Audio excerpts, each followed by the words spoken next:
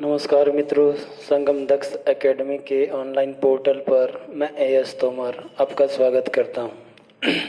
मित्रों, लास्ट हमने पढ़ा था देहरादून जनपद की प्रमुख नदियां, जिसमें हमने यमुना नदी तंत्र को पढ़ लिया था या देख लिया था। यमुना नदी तंत्र के बारे में हमने जाना था मित्रों कि यमुना नदी जो है इसका उद्गम उत्तरकाशी क्षेत्र के बंदरपुंछ माउंटेन मैसिव से होता है, या महाभारत के विराट पर्व या वन पर्व में कहा गया था कि ये जो नदी है ये कलिंद पर्वत से निकलती है, तथा कुछ स्थानीय लोगों का मानना है कि ये यमुनोत्री ग्लेशियर के पास स्थित चंपासर ग्लेशियर की तलहटी में बनी सप्तऋषि कुंड से निकलती या सप्तऋषि ताल से निकलती है। आगे बढ़ी थी ये नदी तो 12-15 किलोमीटर आगे आने पर इसके बाएं तट पर आपने देखा था कि यमुनोत्री क्या है, एक धाम अवस्थित है आपका, और यमुनोत्री में इसे आसिता नदी के नाम से जानते हैं क्योंकि पौराणिक इतिहास था इसका। यहाँ आसित ऋषि की कुटिया थी, और हमने जाना था कि इस मंदिर की स्थापना किसने की थी तथा यहाँ का पौराणिक इतिहास और यहाँ के फाचखंडी बयाताल के बारे में। फिर नदी आगे बढ़ा था तो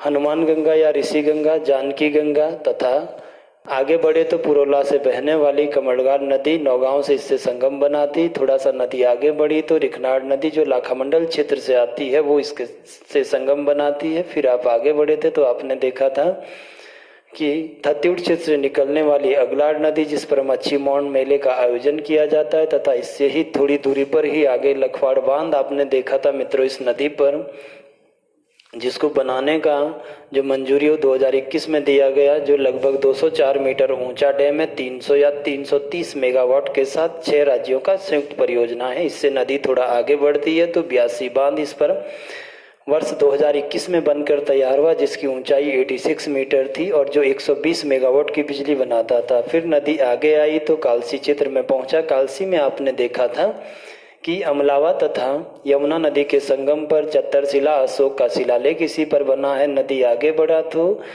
टॉन्स नदी इसमें आकर मिलती है। 148 किलोमीटर बहने के बाद टॉन्स यमुना की उत्तराखंड में सबसे बड़ी सहायक थी। इसके बाद आपने देखा कि डाकपत्थर बैराज, ढालीपुर, ढकरानी बैराज तथा आसन बैराज भी इसी नदी के ऊपर बने हैं। शक्ति नहर पुनः यमुना में मिला दी जाती है, तथा हिमाचल क्षेत्र में सिरमौर के बीचों बीच आपने देखा कि खड़ा पत्थर से जो निकली आपकी गिरी गंगा नदी, उसने इसके साथ संगम किया।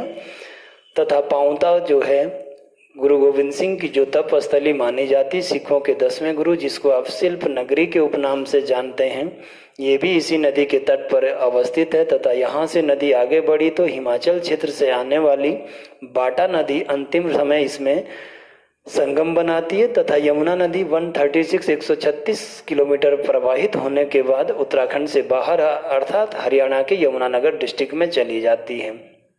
इसी क्रम को, इसी श्रृंखला को आगे बढ़ाते हुए आज बात करते हैं इसकी सहायक टॉन्स नदी, टॉन्स की प्रमुख सहायक नदियां तथा इस पर बने प्रमुख डैम, प्रमुख बैराज तथा इसके तट पर अवस्थित विभिन्न स्थल, इन सभी की बात करते हैं। तो चलिए आज शुरू करते हैं हम क्या, टॉन्स नदी अपवाह तंत्र को या टॉन्स नदी तंत्र के बारे में बात करते हैं। चलिए आगे चलते हैं, देखते हैं टॉन्स नदी के विषय में।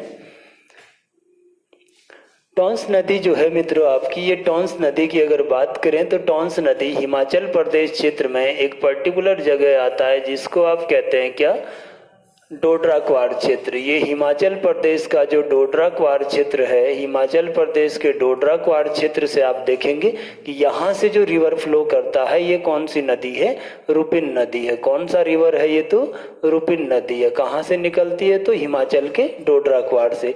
यहीं पर आप देखेंगे कि उत्तरकाशी में अवस्थित बंदरपुंछ के उत्तरी छोर पर जो माउंटेन मैसिव है आपका, वो कौन सा है, तो स्वर्गारोहिणी पर्वत है। कौन सा पर्वत है, स्वर्गारोहिणी पर्वत है। और स्वर्गारोहिणी पर्वत का अगर आप इतिहास देखेंगे मित्रों तो यहीं से पांडव स्वर्ग चले गए थे। इसी कारण उत्तरकाशी के इस माउंटेन मैसिव को, जो कि बंदरपुंछ श्रेणी के उत्तर पूर्वी छोर पर स्थित है, स्वर्गारोहिणी कहते हैं।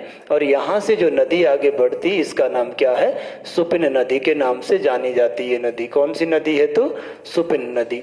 दोनों का जो संगम होता है ये उत्तरकाशी के नेटवाड़ क्षेत्र में होता है। किस जगह पर होता है, तो नेटवाड़। और नेटवाड़ आपका कहाँ पड़ता है, तो उत्तरकाशी में पड़ता है। नेटवाड़ की अगर आप बात करेंगे मित्रों तो नेटवाड़ में ही आपका जो पोखू देवता मंदिर है, प्रमुख देवता है नेटवाड़ क्षेत्र का। नेटवाड़ में प्रमुख कौन सा मंदिर है? तो पोखू देवता मंदिर। और नेटवाड़ में ही दुर्योधन तथा कर्ण का संयुक्त पूजा की जाती है। दुर्योधन या कर्ण की क्या है, यहाँ पर संयुक्त पूजा की जाती है। अभी पूछा गया था उत्तराखंड में आपके लिए, तो वो कंबाइंड जो टेम्पल है वो भी आपका कहाँ है? नेटवाड़ में। नेटवाड़ से हम देखेंगे कि टोंस नदी जब आगे बढ़ेगी उत्तरकाशी को बीचों बीच, तो आप देखेंगे कि इसको कुछ दूरी तक पौराणिक ग्रंथों में या पाणिनि की अष्टाध्यायी में तमसा नदी के नाम से जाना गया है। तो इस टोंस नदी का जो पौराणिक या ऐतिहासिक नाम है वो क्या है? तमसा नदी के नाम से जानी जाती है। कौन सी नदी के नाम से जानी जाती है? तो तमसा नदी के नाम से जानी जाती है। तमसा की अगर बात करेंगे तो जब आप देखते हैं पाणिनि की अष्टाध्यायी में उत्तराखंड का इतिहास अशोक से पूर्व का, तो आप देखेंगे कि उत्तराखंड के 6 छोटे छोटे राज्य उत्तराखंड में, आपको इतिहास में मैंने बताया था कि 6 राज्यों में बंटा हुआ था क्षेत्र, जिसमें तमसा राज्य, कुणित राज्य, रंकू राज्य, भारद्वाज राज्य, अत्रेय राज्य, गोविसान राज्य, ये प्रमुख अलग अलग राज्य हुआ करते थे पाणिनि की अष्टाध्यायी में। और उसी में से एक राज्य कौन सा था? तमसा राज्य। और ये तमसा राज्य किस नदी के तट पर था? तो ये तमसा नदी और टोंस नदी के दोनों ओर हुआ करता था। इसीलिए इस नदी का जो ऐतिहासिक या पौराणिक नाम है वो आपको क्या मिलता है? तमसा राज्य मिलता है। अगर आप देखेंगे सुपिन नदी पर, तो सुपिन पर जो डैम बना हुआ है ये जखोल सांकरी डैम बना हुआ है सुपिन पर, सबसे पहले उत्तरकाशी में।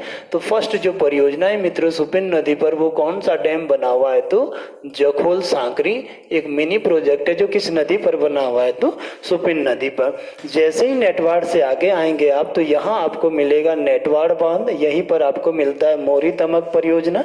छोटे छोटे मिनी प्रोजेक्ट है यहाँ पर। नदी आगे बढ़ा, इसके बाद नदी पहुंचा उत्तरकाशी और इसके बाद आप आगे चलेंगे तो आप देखेंगे कि नदी जो है हिमाचल प्रदेश तथा देहरादून जिले की सीमा रेखा बनाते हुए या उत्तराखंड की सीमा रेखा हुए बनाते हुए आगे बढ़ती है। तो ये वाला जो क्षेत्र आपको मिलेगा ये क्या है? हिमाचल प्रदेश। और इधर आपका कौन सा जिला आ जाएगा? तो देहरादून। और इसके बीच की सीमा रेखा बनाते हुए नदी आगे पहुंचेगी। इस प्रकार से ये जो नदी है ये आपका कहाँ पहुंच जाएगी? हनोल धाम में। और हनोल जो धाम है, आप सभी दोस्त जानते हैं, सभी लोग जानते हैं कि हनोल जो है उत्तराखंड का जो दूसरा सबसे बड़ा जनजातीय समुदाय है जौनसारी। इस जौनसारी का प्रमुख जो है धार्मिक स्थान है। जौनसारी जनजाति का ये प्रमुख क्या है? धार्मिक स्थान है। और यहीं पर जौनसारी जनजाति के जो आराध्य देवता हैं, और ये आराध्य देवता आपके कौन से हैं? तो महाशिव कहा जाता है। महाशिव का ये क्या है? धाम है।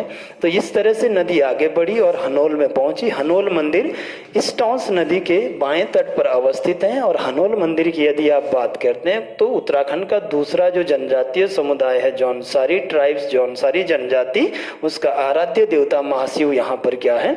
विराजमान है। और जौनसारी जनजाति का ये क्या है? आराध्य देवता है। हम देखेंगे कि ये जो जौनसारी जनजाति का जो हनोल मंदिर बनाया था, इस मंदिर का निर्माण करवाया था हूण राजा। और ये हूण राजा कौन था? तो हूणा भाट के द्वारा। हूण शासक किसके द्वारा बनाया गया था मित्रों? ये मंदिर तो हूणा भाट के द्वारा बनाया गया था। किसके द्वारा बनाया गया? हूणा भाट के द्वारा। और हूणा भाट कौन था? तो एक हूण शासक हुआ करता था इस क्षेत्र का। इस हूणा भाट की अगर बात करें तो हूणा भाट की जो पत्नी थी इनका नाम क्या था? तो कीर्तिका देवी हुआ करता था। क्या नाम था? तो कीर्तिका देवी। तो इन दोनों ने यहाँ शासन किया था। हूणा भाट राजा यहाँ पर शासन करता था हूण ट्राइब्स का। और आप देखेंगे मित्रों कि जब ये शासक यहाँ शासन कर रहा था तो इसी समय एक दैत्य का इस क्षेत्र में उद्भव होता है। एक राक्षस का यहाँ नाम दिया जाता है जिसका नाम क्या था? किरमिर दानव होता है। क्या था? किरमिर दानव। हम देखेंगे मित्रों कि इन राजा हूणा भाट और कीर्तिका देवी की लगातार 7 या 8 संतानों को ये समाप्त कर चुका था, अर्थात उनकी हत्या किया था कौन? किरमिर दानव। और इसी से परेशान होकर राजा हूणा भाट तथा उनकी पत्नी कीर्तिका देवी ने यहाँ पर हाटकेश्वरी देवी की पूजा की तथा यहाँ तप किया। और फिर यहाँ पर इन्हें सुझाव दिया गया कि आप कश्मीर क्षेत्र में जाकर यदि तप करेंगे तो वहाँ से उन क्षेत्रों से आपकी तपस्या से शिव को आप इस क्षेत्र में लाएंगे, उसके उपरांत ही आप किसको समाप्त कर पाएंगे, किरमिरदानों को। और इसी क्रम में ये जम्मू कश्मीर में ये जो पीर पंजार की पहाड़ियां हैं मित्रों, जम्मू कश्मीर के अंतर्गत, यहाँ तपस्या करते हैं कौन, राजा किरमिर, राजा हुणाबार तथा उनकी पत्नी कौन, कृतिका देवी। और इतिहासकार कहते हैं कि इनकी तपस्या से खुश होकर ही, इनकी तपस्या से प्रसन्न होकर ही भगवान शिव के जो 4 रूप हैं, भगवान शिव के जो 4 रूप है वो उत्तराखंड के इस क्षेत्र में पहुंचे थे या भारत के इस पर्वतीय अंचल में आए थे, जिन 4 रूपों को आप जानते हैं। पहला जो रूप है वो था क्या, बासिक। दूसरा जो रूप है बासिक बंगाल क्षेत्र में, दूसरा जो है पबासिक, और पबासिक सेकंड जो रूप था भगवान शिव का। तीसरा जो यहाँ पर पहुंचे थे वो कौन थे, बोठा महाराज। और बोठा वो है जो हनोल में मुख्यतया जो एक जगह बैठे हुए शिव का रूप है। और चौथे जो आए थे यहाँ से कौन, वो चालदा महाराज विराजमान हुए थे किस क्षेत्र में, यहाँ पर। तो इनकी तपस्या से खुश होकर ये 4 भाई शिव के जो बासिक, पबासिक, बोठा और चालदा, वो इन क्षेत्रों में आए थे।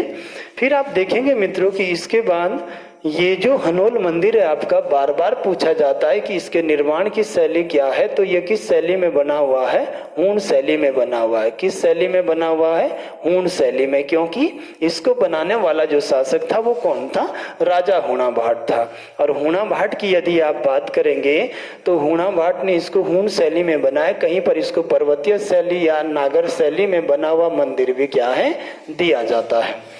हूण का जो हनोल का जो प्राचीन नाम है आप देखेंगे तो इसको चक्करपुर के नाम से भी जाना जाता है। प्राचीन काल में हनोल का जो नाम है वो क्या है, चक्करपुर कहा जाता है इसको। अब आप देखिएगा हनोल के ये जो मंदिर है, इसी के सामने से हिमाचल के क्षेत्र से आने वाली एक नदी जो इससे संगम बनाती, इस नदी का नाम क्या है, तो खुनीगाड़ नदी है। अर्थात खुनीगाड़ नदी कहाँ संगम बनाती है, टॉन्स नदी से, तो हनोल के पास। हनोल में ये कहते हैं कि इसी स्थान के उपरांत ब्रिटिशर्स द्वारा इस नदी को क्या नाम दिया गया था, तो टॉन्स नदी। तो इस तमसा नदी को जो टॉन्स नदी नाम दिया गया था वो किसके द्वारा दिया गया था, अंग्रेजों के द्वारा ये नाम दिया गया था। यहाँ से नदी थोड़ा सा आगे बढ़ेगी टॉन्स नदी, और हम देखेंगे कि इसी टॉन्स नदी के तट पर ये जो त्यूनी शहर है ये टॉन्स नदी के किस तट पर है, तो बाएं तट पर बसा हुआ है। कहाँ, टॉन्स नदी के बाएं तट पर, इसी क्षेत्र में। और त्यूनी अगर आप देखेंगे तो आराकोट क्षेत्र से आने वाली जो पाबर नदी है, ये पाबर नदी जिसमें 2-3 साल पहले आपदा भी आया था, ये पाबर नदी का संगम जहां टॉन्स से होता है उसी जगह पर सामने क्या है, त्यूनी शहर अवस्थित है। यहाँ से टॉन्स नदी फिर थोड़ा सा आगे बढ़ेगी और हम देखेंगे कि यहीं पर आगे पहुंचने पर यह आपका क्वानू वाला क्षेत्र है, क्वानू गांव आ जाता है। और यहीं पर भारत सरकार ने, हिमाचल प्रदेश तथा उत्तराखंड सरकार ने एक डैम बनाने की संस्तुति दिया था, जिसको आप क्या कहते हैं, किसाऊ बांध। कौन सा डैम बनाने की बात किया था, किसाऊ बांध को बनाने की बात की थी, जो कि कहाँ बनना है, तो क्वानू गांव के आसपास बनना है किसाऊ डैम। किसाऊ की यदि आप बात करेंगे तो किसाऊ डैम की जो ऊंचाई रहनी है, इस डैम की जो ऊंचाई दी गई है वो लगभग कितनी है, 236 मीटर मित्रों दी गई है। और यही question last time group C के पेपर में पूछा गया था। क्वेश्चन इस तरीके से बना था कि उत्तराखंड का जो एशिया का जो दूसरा सबसे बड़ा बांध है वो कौन सा है, तो किसाऊ डैम वहां ऑप्शन में दिया हुआ था। पहला टिहरी था और सेकंड आपको क्या दिया गया था, किसाऊ डैम। किसाऊ डैम की अगर बात करेंगे मित्रों तो इसकी जो उत्पादन क्षमता होगी, यदि ये डैम बन जाएगा तो इसकी जो उत्पादन क्षमता होगी वो या तो 600 मेगावाट दिया रहता है या मित्रों 660 मेगावाट दिया रहता है। अर्थात ये जो किसाऊ डैम बनने वाला है ये कितने मेगावाट का होगा, 600 या 660 मेगावाट का एक क्या है, ये डैम बनने जा रहा है, जो टॉन्स नदी पर त्यूनी से आगे क्वानू गांव के आसपास बनना है। हम देखेंगे मित्रों कि इसको जो बनाने की या राष्ट्र के गांव की संज्ञा पहली बार दी गई थी वो 2008 में दी गई थी।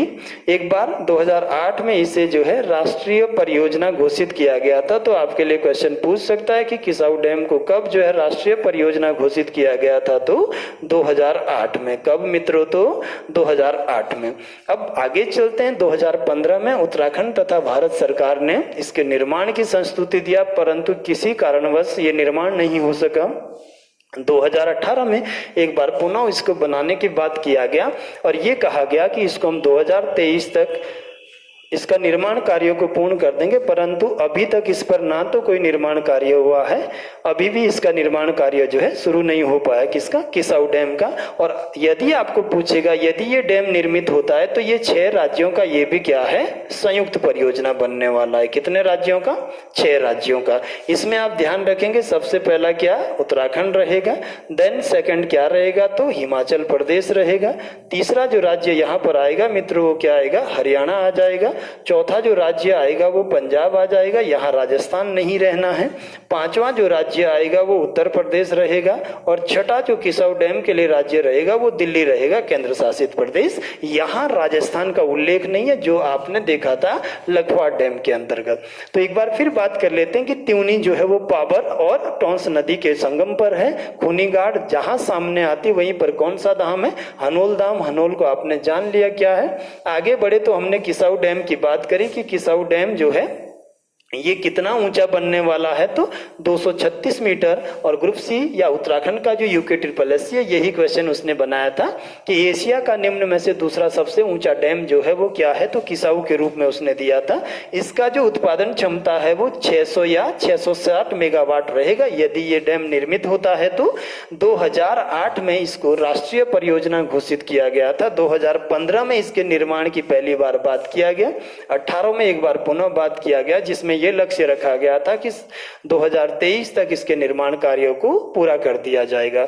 फिर आगे बढ़ते हैं तो आपने देखा कि कितने राज्यों की ये संयुक्त परियोजना है तो 6 राज्यों की संयुक्त परियोजना है, जिसमें आपको राजस्थान को हटाकर यहाँ ध्यान रखना है उत्तराखंड, हिमाचल प्रदेश, हरियाणा, पंजाब, उत्तर प्रदेश और दिल्ली। यहाँ से नदी आगे बढ़ेगी थोड़ा सा, आप देखेंगे कि अब टोंस नदी थोड़ा सा आगे फ्लो करी यहाँ से और फिर हम पहुंच गए कोटी डैम के आसपास। फिर इसी नदी पर मित्रों बना हुआ है कौन सा बांध, कोटी बांध। और कोटी बांध की जब भी वो बात करेगा मित्रों तो आप ध्यान रखना कि कोटी बांध की जो निर्माण किया गया था या कोटी डैम जो बनाया गया था, ये कोटी बांध मित्रों बनाया गया था कब, 1972 ईस्वी में। कब बना था, 1972 में। और आजकल UKSSC का 1 या 2 क्वेश्चन या तो इसके मेगावाट या इसके स्थापना के बारे में पूछा जाता है, जितनी भी ये परियोजनाएं उत्तराखंड में बनी हुई है। अगर आपकी इसकी उत्पादन क्षमता देखिएगा तो इसकी जो उत्पादन क्षमता है ये 240 मेगावाट का क्या है, डैम है। कितने मेगावाट का,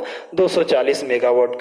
फिर यहां से नदी आगे बढ़ेगी कोटी डैम से, तो फिर आगे इसी के सहायक बनेंगे क्या, इचारी और छिबरो, इसी के सहायक बनते हैं, पावर स्टेशन है इसकी। और नदी आगे बढ़ी तो इसी टोंस नदी पर आप देखेंगे कि खोदरी जो परियोजना यमुना और इसके संगम पर बनता है। अब आगे देखा हमने तो यहाँ से नदी आगे बढ़ी तथा 148 किलोमीटर फ्लो करने के बाद ये जो नदी है ये आपका कालसी और डाकपत्थर के बीच में आकर यमुना नदी के साथ संगम बना देती। कौन सी रिवर है ये नीचे, तो यमुना नदी। और टोंस जो है वो किसकी सहायक है, तो यमुना नदी की सहायक है। ये आपका कालसी क्षेत्र है, एक तरफ आपका कालसी और दूसरी तरफ आप देखेंगे कि डाकपत्थर वाला जो क्षेत्र है, डाकपत्थर वाला जो एरिया है, इसके बीच में टोंस नदी आकर संगम बना लेती है। किसके साथ, तो यमुना नदी के साथ। यहाँ पर टोंस नदी का जो लंबाई है मित्रों वो आप देखेंगे, सबसे पहले पूछा जाता है कि इसकी लंबाई कितनी है।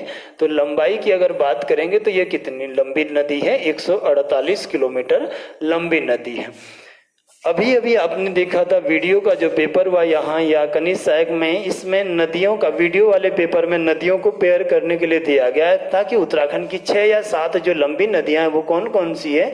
तो यदि आप इनका सीक्वेंस देखेंगे तो पहले पर उत्तराखंड की जो सबसे लंबी नदी है वो कौन सी नदी है, तो काली नदी है। कौन सी है, तो काली नदी। और इसकी लंबाई कितनी है, तो 252 किलोमीटर, जो आप सभी जानते हैं कि उत्तराखंड और नेपाल की बाउंड्री बनाते हुए क्या है, आगे बढ़ती है। सेकंड जो सबसे लंबी नदी है उत्तराखंड की, ये आप जानते हैं कौन सी है, भागीरथी नदी। और भागीरथी की भी जो लंबाई है मित्रों वो कितनी है, 205 किलोमीटर के साथ ये उत्तरकाशी टिहरी में बहते हुए आगे बढ़ती तथा देवप्रयाग में अलकनंदा से संगम बनाती। इसके बाद तीसरी जो सबसे लंबी नदी है उत्तराखंड की, ये आप देखेंगे कौन सी है, अलकनंदा नदी। कौन सी नदी है मित्रों, तो अलकनंदा नदी। और अलकनंदा नदी की जो लंबाई है ये आपका कितना है, 195 किलोमीटर। कितना है, तो 195 किलोमीटर। इसके बाद चौथी जो सबसे लंबी नदी है वो आप देखेंगे तो कौन सी है, कोसी नदी। और कोसी आप जानते हैं कि कोसी कहाँ से निकलती, कौसानी से, जिसको कोसिला कहते हैं आप। और इसका जो लेंथ है मित्रों वो कितना है, 168 किलोमीटर के साथ ये उत्तराखंड की चौथी सबसे लंबी नदी। इसके बाद पांचवी नदी की बात करेंगे तो ये मित्रों आपकी आती है पश्चिमी रामगंगा। कौन सी आती है, पश्चिमी रामगंगा।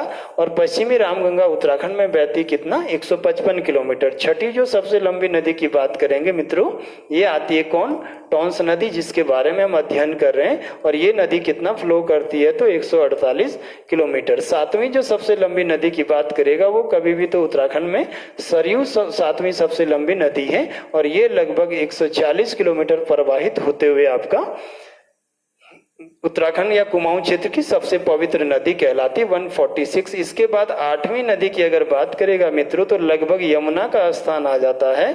और यमुना की जो लंबाई है वो कितनी है, 136 किलोमीटर। तो इस तरह से उत्तराखंड में नदियों की जो लंबाई का सीक्वेंस है वो आपका रहता है।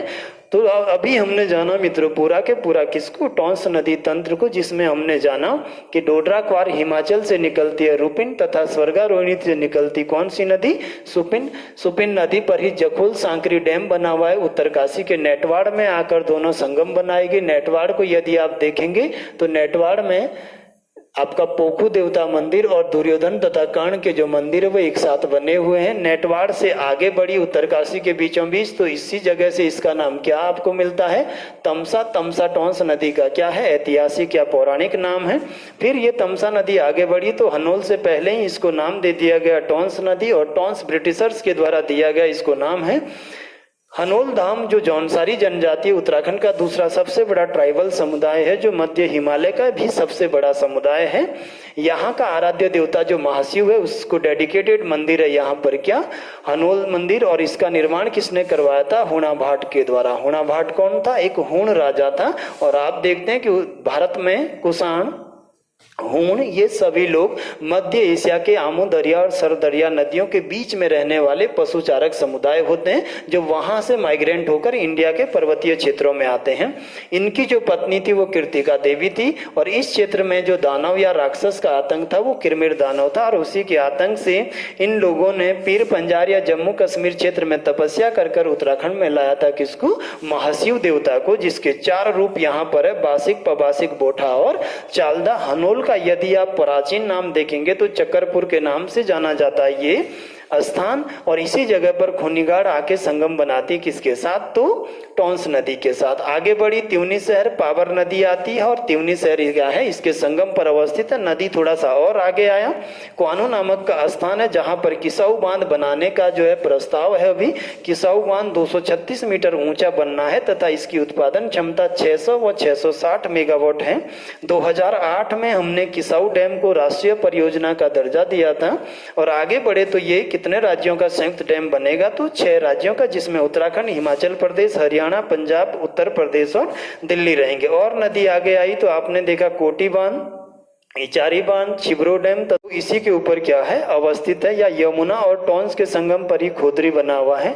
फिर हमने देखा कि ये नेटवाड़ से लेकर कालसी तक या डाकपतर कालसी के बीच तक लगभग कितनी लंबाई की नदी है, तो 148 किलोमीटर लंबी बहने वाली नदी है। और इस आधार पर उत्तराखंड में इसका कौन सा रैंक है, तो 6ठा रैंक है।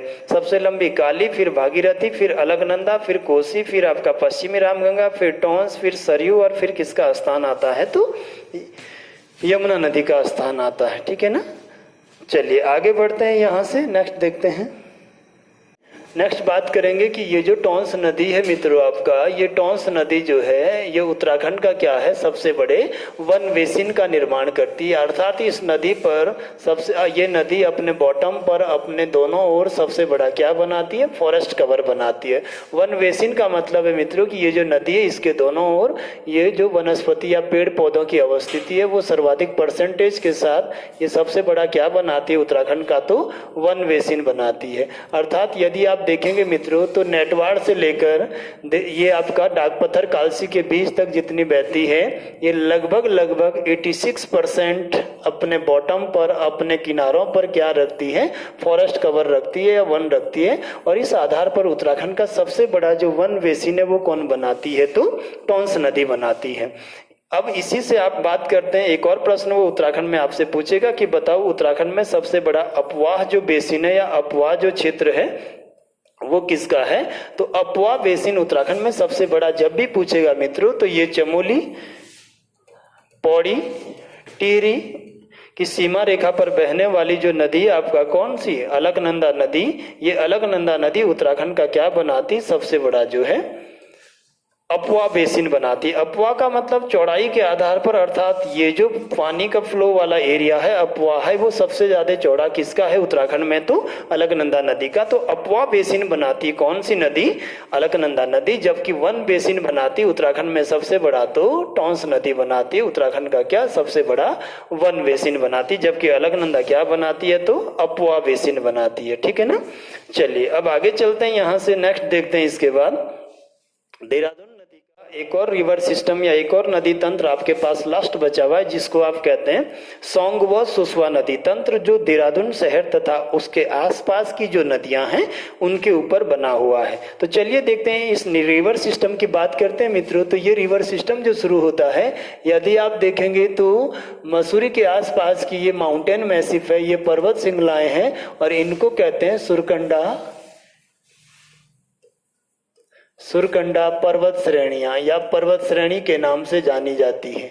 और इसी सुरकंडा श्रेणी से आप देखेंगे कि उद्गम होता है किसका, सोंग नदी का। मसूरी के इस सुरकंडा क्षेत्र से ही मित्रों निकलती है कौन सी नदी, तो सोंग नदी। और सोंग नदी को यदि आप देखेंगे मित्रों तो ये सोंग नदी आगे बढ़ती है। देहरादून के पास एक जगह है, कौन सा एरिया, मालदेवता क्षेत्र। कौन सा क्षेत्र है मित्रों, तो मालदेवता का क्षेत्र। क्या कहते हैं इसको, मालदेवता। और मालदेवता में आप देखेंगे किस मालदेवता नामक स्थान पर ये जो सोंग नदी है इससे आकर मिलती है कौन सी नदी, तो बाल्दी नदी। कौन सी रिवर मित्रों, तो बाल्दी। तो बाल्दी और सोंग नदी के संगम पर है आपका कौन सा, मालदेवता जो है। कौन सी नदी आकर मिली, बाल्दी नदी। बाल्दी नदी के बारे में हम जानेंगे कि बाल्दी नदी जो है इसी पर तो उत्तराखंड का सबसे विशाल जो वाटरफॉल है, सबसे चौड़ाई वाला जो झरना है बना हुआ, ये झरना कौन सा है, तो सहस्त्रधारा जलप्रपात। कौन सा मित्रों, तो सहस्त्रधारा वाटरफॉल बना हुआ है यहाँ पर। कौन सा जलप्रपात, सहस्त्रधारा जलप्रपात, जो कि उत्तराखंड का क्या है, सबसे विशाल झरना है। और सबसे महत्वपूर्ण या इसकी जो विशेषता है, यहाँ गंधक युक्त जल का पाया जाना होता है। क्या है, गंधक युक्त जल मिलता है यहाँ पर, जो कि चर्म रोग के लिए क्या है, चर्म रोग के लिए उपयोगी माना जाता है। यहीं से नदी आगे आई तो जहां इन दोनों का संगम हो रहा है यहीं पर मित्रों अभी डैम बनाने की बात किया किसने, उत्तराखंड के आपके जो नवे मुख्यमंत्री थे, कौन, त्रिवेंद्र सिंह रावत साहब। कौन सा डैम बनना है यहाँ पर, तो सोंग बांध बनना है मालदेवता के आसपास। कौन सा डैम बनना है, तो सोंग बांध। और सोंग बांध की जब भी वो स्थिति पूछेगा मित्रों तो इसके आसपास ये मालदेवता के पास आपको गांव दिखेगा यहाँ पर, और इसका नाम क्या है, सौंदना गांव। किस नाम से जाना जाता है ये, तो सौंदना गांव के नाम से जाना जाता है। और सौंदना गांव में ही आपका क्या बना हुआ है, तो सोंग डैम बना हुआ है। ठीक है ना। यदि आप देखेंगे इसमें आगे तो सौंदना गांव के पास सोंग बांध बनाने की जो घोषणा हुई, ये घोषणा अप्रैल 2020 को की गई। कब की गई, अप्रैल 2020 को। कब मित्रों, तो अप्रैल या मार्च 2020 को। और किसने की थी, तो त्रिवेंद्र सिंह रावत, जो उत्तराखंड के क्या थे, नवे मुख्यमंत्री थे। अब बात कर लेते हैं ये जो सोंग डैम बनना है मित्रों, इसकी ऊंचाई कितनी रहेगी। तो ये जो सोंग डैम बनेगा ना, ये 130 मीटर ऊंचा डैम बनने वाला है। कितना, 130 मीटर ऊंचाई का ये क्या बनना है, डैम। और ये जो बिजली बनाएगा ये 6.5 मेगावाट की बिजली बनाएगा। केवल कितने मेगावाट की, 6.5 मेगावाट की, है ना। और सोंग बांध बनाने का जो मुख्य उद्देश्य है वो देहरादून की बहुत तेजी से जो जनसंख्या बढ़ रही है मित्रों, इसकी वजह से यहाँ जल आपूर्ति या जल की आपूर्ति को पूरा करना है और उसी जल आपूर्ति को पूरा करने के लिए ये डैम बनाया जा रहा है तथा इसका मुख्य उद्देश्य है कि आगे के 50 वर्षों तक देहरादून शहर के किसको पूरा करना, जल आपूर्ति को पूरा करना है। और जल आपूर्ति के साथ साथ मित्रों ये 6.5 मेगावाट की क्या बनाएगा, बिजली भी आपके लिए बनाएगा। कितना ऊंचा होगा, 130 मेगावाट। और घोषणा किसने किया इसका, तो त्रिवेंद्र सिंह रावत ने कब किया था, मार्च अप्रैल 2020 को। और अभी मित्रों ये निर्माणाधीन है, अभी इस पर क्या है, कार्य चल रहा है। कहाँ है, तो सौंदड़ा गांव। ये सौंदड़ा गांव अगर आप देखेंगे तो टिहरी जिले के अंतर्गत आता है, अर्थात बाउंड्री का एरिया है जहां ये बन रहा है मालदेवता में। यहां से नदी सौंग नदी आगे बढ़ी मित्रों, थोड़ा सा और सौंग नदी यहां से आगे बढ़ी तो फिर आप देखेंगे ये नदी पहुंच जाती है कहां पर, देहरादून के जाखन वाले क्षेत्र में। कहाँ पहुंच जाती है, तो जाखन देहरादून में। और जाखन में यदि आप देखेंगे मित्रों तो ये जो कारगी क्षेत्र है देहरादून क्षेत्र का, ये जो कारगी गांव वाला एरिया है या कारगी क्षेत्र कहा जाता है। कौन सा एरिया है आपका, तो कारगी क्षेत्र है। कौन सा क्षेत्र है देहरादून का, कारगी क्षेत्र। और इस कारगी क्षेत्र से आप देखेंगे मित्रों कि यहाँ से नदी निकलती जिसका नाम क्या है, सुसवा नदी। कौन सी रिवर यहाँ से आगे बहती है, तो सुसवा नदी। कौन सी, सुसवा। और सुसवा तथा सौंग नदी के संगम पर ही क्या अवस्थित है, तो जाखन है देहरादून का अवस्थित। और हम देखेंगे कि सुसवा के साथ जो दो नदी इसकी सहायक है वो पूछी भी गई है आपके पेपर में। तो पहली जो है वो रिस्पना नदी किसकी सहायक दिया रहता है, तो सुसवा नदी की सहायक दिया हुआ है। और दूसरी जो बिंदाल नदी है वो भी किसकी सहायक दी हुई है, तो बिंदाल नदी भी मित्रों किसकी सहायक दी हुई है, तो सुसवा नदी की सहायक। और सुसवा जो रिवर है वो खुद किसके साथ मिल जाती जाखन में, तो आपका सौंग नदी में। और जाखन के बाद सौंग नदी इस तरह से आगे बढ़ेगी। और फिर आप देखेंगे मित्रों कि यहीं पर आगे जाकर थोड़ा सा यहाँ से आगे बढ़ते हैं आप, तो आप देखेंगे कि यहीं पर इससे जो नदी आकर मिलती है उसको नालापानी घाट या नालापानी नदी के नाम से जाना जाता है। कौन सी नदी है, तो नालापानी घाट या नालापानी नदी के नाम से जाना जाता है। और जहां ये संगम बनाते हैं इसी स्थान पर हुआ था वो पौराणिक कौन सा युद्ध मित्रों, तो खलंगा का बैटल। और खलंगा युद्ध आप सभी ने पढ़ा लास्ट टाइम हिस्ट्री वाला जो मैंने लेक्चर करवाया था कि खलंगा का जो युद्ध है वो 30 नवंबर 1814 ईस्वी को गोरखाओं तथा अंग्रेजों के बीच हुआ था। कब, 30 नवंबर 1814 को, जिसमें गोरखा सेनापति बलभद्र थापा या बलभद्र शाह थे और अंग्रेज जो सेनापति थे वो कर्नल जिलेस्पी की पहले डेथ हो जाता है और उसके बाद मावी तथा कारपेंटर आगे सेनापति हैं जो गोरखाओं को 30 नवंबर 1815 को इस क्षेत्र में पराजित करते हैं। तो इसी क्षेत्र में मित्रों इनकी दो समाधियां बनी है, एक कर्नल जिलेस्पी की और दूसरी जो समाधि है वो किसकी, गोरखा सेनापति बलभद्र थापा की समाधियां इसी नालापानी क्षेत्र में बनी है। अंग्रेज सेनापति कौन मित्रों, तो जिलेस्पी की, जो कि 31 अक्टूबर 1814 को जिनका मृत्यु होता है गोरखाओं से लड़ते हुए। और दूसरी समाधि किसकी है, तो बलभद्र थापा की। किसकी बनी हुई है, तो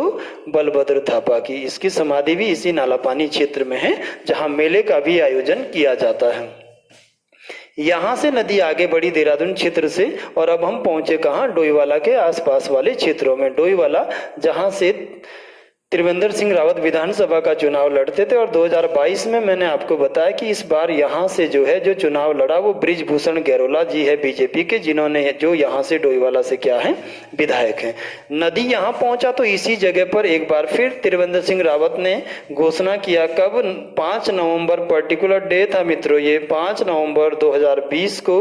और यहाँ जो है सूर्योधार बांध बनाने का परमिशन दिया। कौन सा डैम मित्रों, तो सूर्योधार बांध बनाने के क्या है, संस्तुति दिया। सूर्योधार बांध जो बनेगा ना, इसकी जब भी आपको ऊंचाई पूछेगा मित्रों तो ये कितना ऊंचा बनेगा, केवल 10 मीटर ऊंचा ये डैम बनना है। इसमें बिजली वगैरह बनाने का कोई भी वो नहीं, केवल आसपास का जो क्षेत्र है वहां पर सिंचाई की सुविधाएं उपलब्ध कराने के लिए बनाया जाएगा। और इसी में आपने देखा कि इसका जो अभी नाम चेंज कर दिया है वो स्वर्गीय गजेंद्र दत्त नैथानी कर दिया। अब इसका नया नाम क्या कर दिया है, स्वर्गीय गजेंद्र दत्त नैथानी। और अगर मित्रों आप गजेंद्र दत्त नैथानी के विषय में जानना चाहते हैं तो ये जो गजेंद्र दत्त नैथानी थे ये आरएसएस के राष्ट्रीय स्वयंसेवक संघ के एक बहुत बड़े जो व्यक्तित्व या प्रचारक है। 2008 में इनका डेथ हुआ। ये पौड़ी के मूल तो रहने वाले हैं और इन्हीं के नाम पर हमने सूर्योधार बांध का जो नया नाम कर दिया है वो स्वर्गीय गजेंद्र दत्त नैथानी डैम कर दिया है। मुख्य उद्देश्य क्या है मित्रों सूर्योधार डैम का, मैंने आपको बता दिया। सिंचाई सुविधाएं डोईवाला तथा उसके आसपास के क्षेत्रों में उपलब्ध कराना, तथा कब इसको बनाने का परमिशन दिया गया, तो ये दिन था आपका 5 नवंबर 2020 का। सूर्योधार बांध जिसका नया जो कितना ऊंचा बनेगा, तो 10 मीटर ऊंचा बनना है। ये भी सोंग नदी पर बनना है। और अभी वर्तमान नाम इसका चेंज करके क्या हो गया है, स्वर्गीय गजेंद्र दत्त नैथानी डैम। यहाँ से नदी मित्रों और आगे बढ़ेगी। आप देखेंगे कि ये जो सोंग नदी है वो और आगे जाएगी और देहरादून के रायवाला वाले क्षेत्र में मित्रों, रायवाला जो आर्मी कैंट का एरिया है, आर्मी क्षेत्र है, आर्मी जोन है देहरादून जिले का, ये जगह जो है आपका ये कौन सा है, तो रायवाला। और रायवाला में ये नदी जाकर किसमें मिल जाती है मित्रों, तो सोंग नदी जो है वो किसका साथ संगम बना देती देहरादून के रायवाला में, तो गंगा नदी के साथ। किस नदी के साथ, तो गंगा नदी के साथ। और आप देखेंगे कि इसी रायवाला के पास यहीं पर वो प्रसिद्ध कौन सा ताल बना हुआ है, तो कांसरो ताल बना हुआ है। कौन सा ताल है मित्रों यहाँ पर बना हुआ, तो कांसरो ताल बना हुआ है। तो चलिए ये हमने यहाँ तक देख लिया है देहरादून के नदी तंत्र में। कंप्लीट आपका हो गया है कि देहरादून में 3 प्रकार के नदी तंत्र। पहला जो है वो यमुना रिवर सिस्टम है, दूसरा जो सिस्टम है आपका वो टॉन्स नदी तंत्र है, और तीसरा जो नदी तंत्र वो देहरादून के आसपास की ये जो नदियां मैंने आपको बताई, सोंग, सुसवा, रिस्पना, बिंदाल, नाला पानी या ये नाला पानी गाड़, ये नदियां बनाती है तीसरा रिवर सिस्टम। ठीक है, तो कंप्लीट हो गया है देहरादून जिले के अंतर्गत क्या नदी तंत्र या डैम परियोजनाएं जो भी इसके ऊपर बना हुआ था। नेक्स्ट मिलते हैं अगले लेक्चर में आप लोगों से। मैं आपको बारंबार ये कह रहा हूं कि आपको संगम दक्ष एकेडमी का जो ये प्रयास है ये कैसा लग रहा है। आप अपने कमेंट हमें जरूर लिखें, और ये भी लिखें कि किस तरह की कमियां हैं हमारे लेक्चरों में, उसमें हम जरूर आगे सुधार करने का प्रयास करेंगे तथा अपनी इस सीरीज को या श्रृंखला को कंटिन्यू रखेंगे। हिंदी की क्लासेज आपके लिए डेली आ रही है, साथ में रीजनिंग के भी हमने लेक्चर आपके लिए जो है यहाँ रखे हैं। तो आप जो है चैनल पर बने रहें, इसको लाइक और सब्सक्राइब करते रहें। चलिए धन्यवाद, नेक्स्ट मिलते हैं अगले क्लास में।